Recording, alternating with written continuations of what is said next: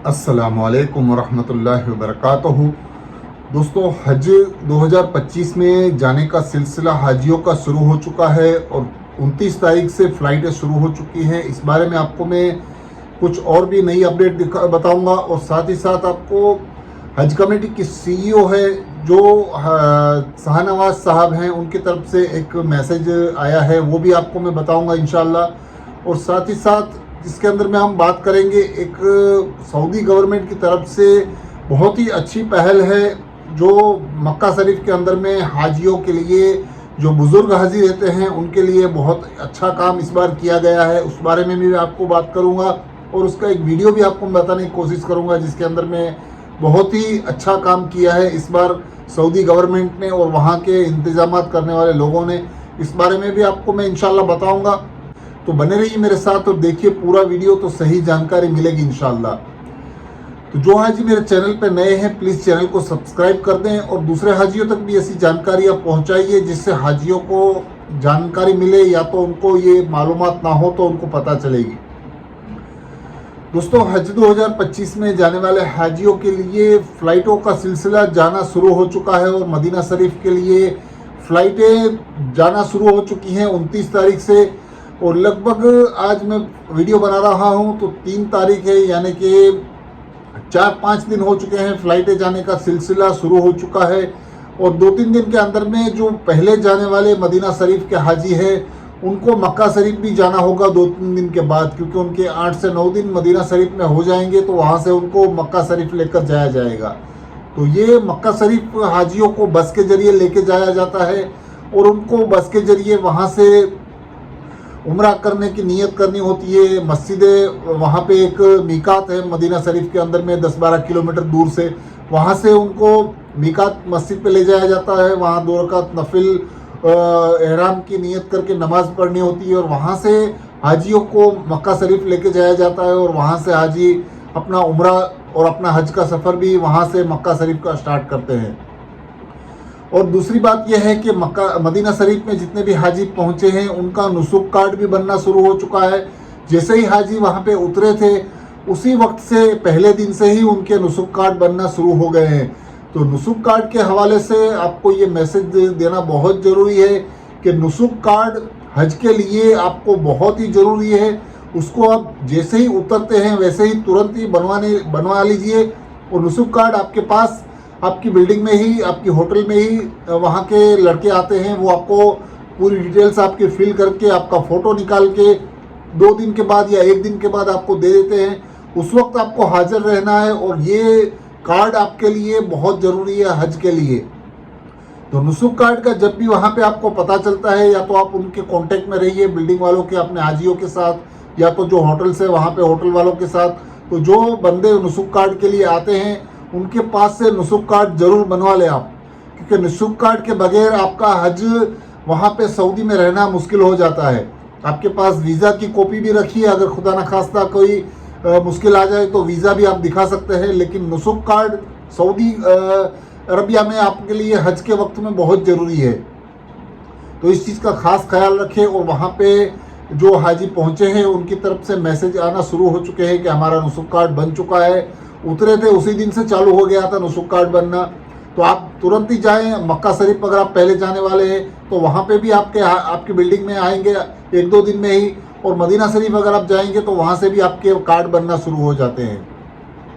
तो इस हिसाब से आप अपनी बिल्डिंगों में ख़ास ख्याल रखिए। वहाँ पे जो बंदे आते हैं वो आपको नुसुक कार्ड बना के देंगे, आपकी पूरी डिटेल्स उसके अंदर में फिल करनी होगी और उसके साथ में ही आपकी जो पहले डिटेल दी हुई है और वो डिटेल और ये डिटेल मैच करके आपका नुसुक कार्ड बनता है सऊदी गवर्नमेंट की तरफ से।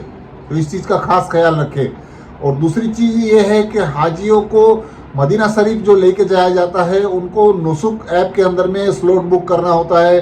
तो जेंट्स के लिए भी वो नुसुक ऐप है और लेडीज़ के लिए भी है, दोनों के लिए अलग अलग स्लॉट बुक करना होता है। लेडीज़ की टाइमिंग्स अलग होती है, जेंट्स की टाइमिंग अलग होती है। तो टाइमिंग्स आप इस तरह से देख के सिलेक्ट करें कि आपको जाने में आसानी रहे और आप जिस वक्त आप जाना चाहते हैं उस वक्त में आप सिलेक्ट कर लें। और ख़ास करके एएम और पीएम का भी ख्याल रखें, क्योंकि बहुत सारे हाजी हमने देखा था पिछले साल जो रात के वक्त में गलती से बुक कर लिए थे, रात के 3 बजे 4 बजे AM के वक्त, और उस वक्त उनको वहाँ पे कंपलसरी जाना होता है, और उनको अगर पता नहीं होता है AM PM में और दोपहर के वक्त हो जाते हैं तो उनका वक्त बीत जाता है, यानी उनका स्लॉट का टाइम जा चुका होता है। इस बार तो माशाअल्लाह अल्लाह के करम से आप कभी भी रियाजुल जन्ना में जा सकते हैं। इसके लिए आपको बेफिक्र रहना है, क्योंकि आप कभी भी रियाजुल जन्ना में जा सकते हैं। तो उसके लिए आपको ये मसला नहीं है कि आपको एक ही बार जाना है। पिछले साल सिर्फ एक ही बार रियाजुल जन्ना में जाना होता था, और अगर आप वो मौका मिस कर देंगे तो वो मौका आपको दूसरी बार नहीं मिलेगा। ऐसा पिछले साल था, लेकिन इस बार बहुत आसानी है, आप कभी भी रियाजुल जन्ना में अपना स्लॉट बुक करके जा सकते हैं। और एक चीज़ मैं आपको बता देता हूं कि हज कमेटी के CEO शाहनवाज सी, जो कि एग्जीक्यूटिव CEO है हज कमेटी के, उनकी तरफ से एक मैसेज आया है। उसके अंदर में बताया जाता है कि जो हाजी अपने पेमेंट की बकाया रकम है वो चेक कर ले एक बार। अपने जो पेज है, आपका जो हज कमेटी का पेज है, जिसके अंदर में आप हज कमेटी की वेबसाइट पे जाकर आप अपना कवर नंबर डालेंगे और अपना जो कैप्चर डालेंगे, उसके बाद जो आपका जो पेज आता है, इसके अंदर में आपका अमाउंट एक बार ज़रूर चेक कर ले, क्योंकि अगर 1 रुपया भी बाकी होगा तो आपका वो ड्यू दिखाएगा और आपकी फ़्लाइट का शेड्यूल नहीं आएगा। तो आप ये चीज़ ज़रूर कर ले। उसके लिए हज कमेटी की CEO के तरफ से एक मैसेज आया है कि सभी हाजी जो जाने वाले हैं, अब वो अपना पेज खोल के एक बार नीचे की तरफ जाएंगे तो आपको उसमें दिखाता है कि आपके अमाउंट ड्यू है या तो आपके अमाउंट पेड हो चुके हैं। अगर कुछ भी अमाउंट अगर बाकी है तो आप जल्द से जल्द वो अमाउंट पेड कर दीजिए, जिसकी वजह से आपकी फ़्लाइट का शेड्यूल आ जाए। आपकी हज कमेटी की जो मक्का और मदीना की बिल्डिंग है उनका भी आपको डिटेल्स मिल जाएगा। तो ये चीज़ का खास ख्याल रखें और एक बार जाके हज कमेटी की वेबसाइट पे आपका कवर नंबर डाल के ये चीज़ चेक कर लें। ये खास हिदायत हज कमेटी की CEO की तरफ से, शाहनवाज साहब है, इनकी तरफ से एक मैसेज आया है। और एक बात मैं आपको बताना चाहता हूँ जो कि बहुत ख़ास है। बहुत सारे हाजी तवाफ़ और सई के लिए हज में बड़ी उम्र के हाजी होते हैं, ख़ास करके उनको बहुत तकलीफ़ें आती है। उनके रियाल ज़्यादातर उसी में खर्च हो जाते हैं। हज के सफ़र में उम्रा करने जाते हैं तो लगभग 100 रियाल के आसपास एक उम्रा कराने के लिए वो जो व्हीलचेयर वाले होते हैं वो लेते हैं, जो व्हीलचेयर के साथ में हाजियों के साथ चलते हैं। उसके लिए सऊदी गवर्नमेंट की तरफ से इस बार बहुत ही एक अच्छा इंतज़ाम किया गया है। वो इंतज़ाम क्या है उसके बारे में मैं आपको वो वीडियो यहाँ पे दिखाता हूँ, जो आप देखिए। इसके अंदर में बहुत आसानी हो जाएगी बड़ी उम्र के हाजियों के लिए जो चल फिर नहीं सकते हैं, और अगर वो उम्रा करते हैं तो उनका पैसा ज़्यादा खर्च हो जाता है। जैसे कि वो इलेक्ट्रिक वैन में बैठ के उम्रा करते हैं, तवाफ़ करते हैं, और जो व्हीलचेयर के अंदर में जाके 100-150 रियाल खर्च करते हैं, और उनका पैसा भी बचेगा। और साथ साथ में ही सऊदी की तरफ से ये अच्छा इंतज़ाम किया गया है, तो उसको आपको कहाँ पे मिलेगा और किस तरह यूज़ करना है ये आप एक बार समझ लीजिए वीडियो के अंदर में। कई बूढ़े मरीज आते हैं जो तवाफ नहीं कर सकते पैदल खुद, वो ऊपर जाते हैं, गाड़ियां लेते हैं महंगी किराए पे, या व्हील चेयर लेते हैं बाहर से 100 रियाल व्हील चेयर का किराया होता है। जबकि सऊदी हुकूमत की जानिब से यहाँ पर फ्री व्हील चेयर समेत फ्री बंदे का इंतजाम मौजूद है कि वो यहाँ पे आए और इनको बताएं। ये व्हील चेयर भी देते हैं, बंदा भी साथ आता है जो उस व्हील चेयर को चलाने के लिए होता है, और मुफ्त में पूरा ये जो तवाफ है वो करवाता है, और उसके बाद यहाँ पे वो वापस करके आप उसको ले जाते हैं। ये जगह है किंग अब्दुल्ला की जो तोसी है, वहां पे किंग फाहद गेट से हल्का सा दाईं तरफ आप यहाँ आते हैं तो आपको यहाँ पे ये जगह मिलती है जहाँ पे ये देखिए दर्जनों व्हील चेयर्स पड़ी हुई हैं। आप सिंपल यहाँ पे आके इनको बताएंगे, अपना बंदा दिखाएंगे, या बंदा जहाँ पे भी है तो ये साथ बंदा भेजेंगे। वो देखिए इतने सारे लोग बैठे हुए हैं, वो हुकूमत की तरफ से तैनात कर दें, वो साथ जाते हैं। और ये अगर आप देखें तो ये देखिए ये साहिब उन्हीं में से एक है जो उस खातून को तवाफ करवा रहे हैं, और ये एक और पीछे आ गए हैं, पीछे और काफी लोग नजर आ रहे हैं आपको। इसी तरह ये सऊदी हुकूमत की तरफ से मुफ्त में सहूलत मौजूद है जिसको आप अवेल कर सकते हैं अगर आप बूढ़े हैं, अगर आप मरीज हैं और आप चल के तवाफ नहीं कर सकते हैं। ये बहुत सारी चीजें यहाँ पे ऐसी आज पता चल रही हैं, तो इंशाल्लाह वक्तन वक्तन आपको इस तरह की चीजें बताते रहेंगे। अगर आप यहाँ पे सफर में आए तो आपको इंशाल्लाह इस तरह की मुफीद चीजें काम आ सकती हैं, खुसूसन बड़े बूढ़े बुजुर्गों को। इस तरह से आप वहां जाके ये जो गेट नंबर बताया गया है उस गेट नंबर से जाके ऊपर की तरफ जाके आप वहाँ पे फ्री सर्विस है व्हील चेयर की, वो ले सकते हैं।